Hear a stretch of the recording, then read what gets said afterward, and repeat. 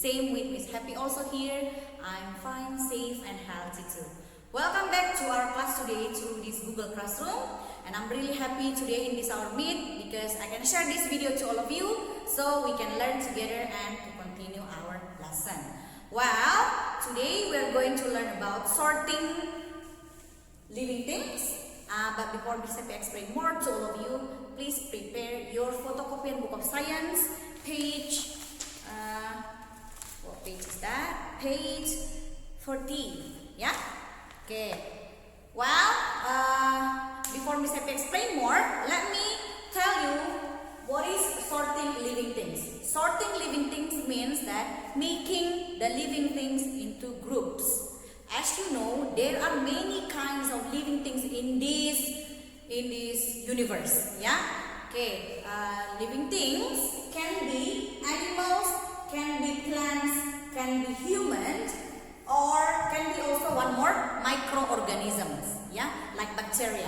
Okay. Tahu bacteria, right? Okay, that is yeah.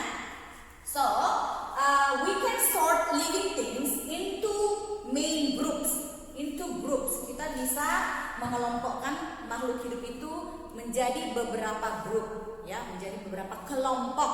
Oke, animals, plants, and human.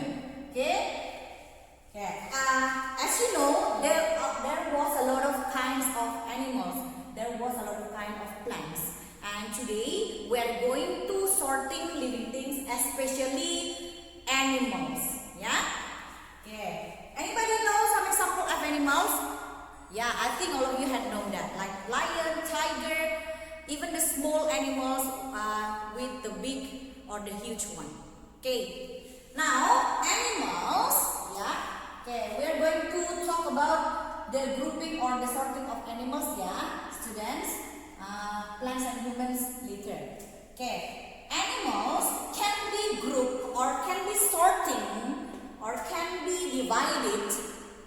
Hewan itu bisa dikelompokkan atau disorting, okay, into two groups. Ya, we call it as invertebrates and vertebrates. What is vertebrate? Vertebrates is animals with backbone. Very good. With backbone. Or in Indonesia, we can call vertebrate as a hewan yang memiliki tulang belakang atau tulang punggung. Okay, backbone or spine.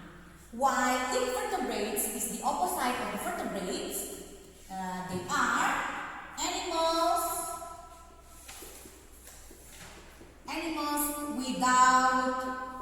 without backbone. Or in Indonesia, hewan-hewan yang tidak memiliki tulang belakang. Well, vertebrates can be sorting again. So it means that sorting itu making them into simpler, semakin simple, ya.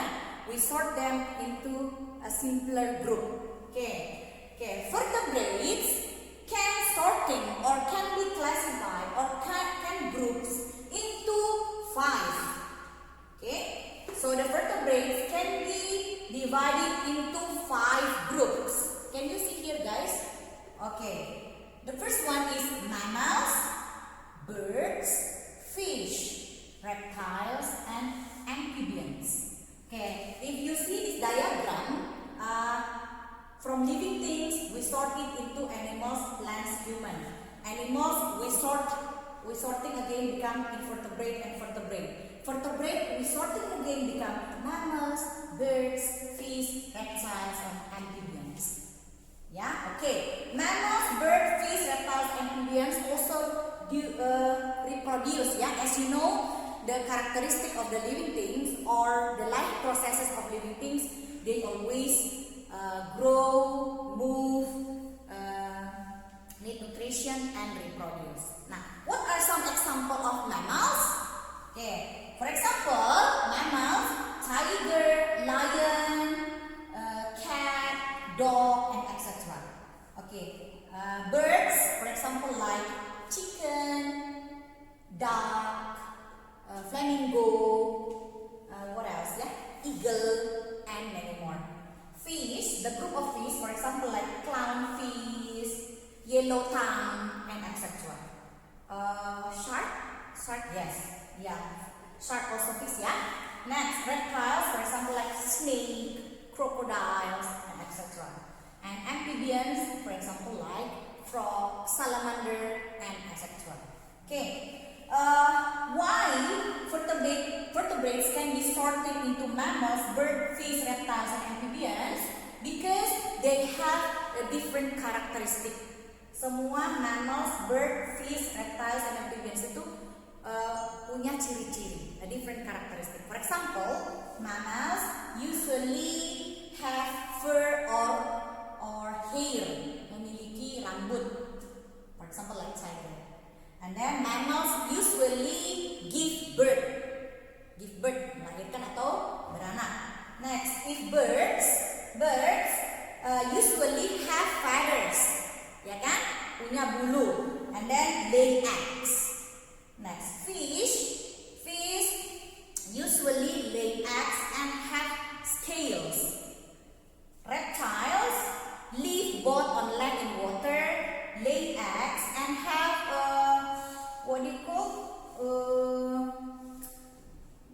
have scales too, yeah. Next, amphibians can be live both on land and water also, and also it have a moist skin and lay eggs. Okay, so now we will repeat again how can we sort the living things. Yeah, from the top is living things, makhluk hidup. Living things can be divided into three or sorting into three: animals, plants, human, and one more, microorganisms. Animals can be invertebrates and vertebrates. Vertebrates can be sorting again, become mammals, bird, fish, reptiles, and amphibians. And there are some examples of them. Okay? Okay, well students, I think that's a very simple explanation to all of you about sorting living things. Remember, if we want to sorting living things, we need to identify them or know their characteristic. Well, that's all for today. I hope you can understand. And after this, Ms. Happy will give you some questions in the forum or Q&A. Please participate in the Q&A. Students, that's all for today. Hope you enjoy and see you in our next meet. Bye!